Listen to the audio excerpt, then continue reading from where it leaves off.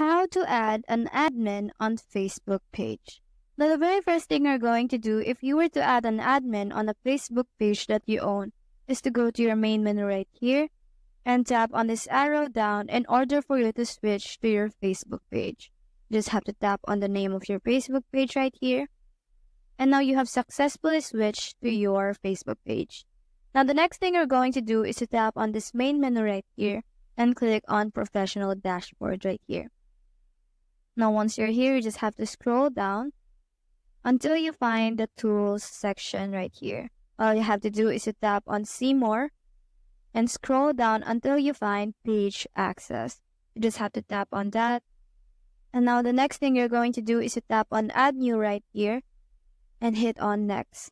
Now you can search a username or a name that you want to add as an admin right here. Now you can allow them to have full control by tapping on this one and give access to them. So the next thing to do is to tap on the profile password of the page or your specific profile password.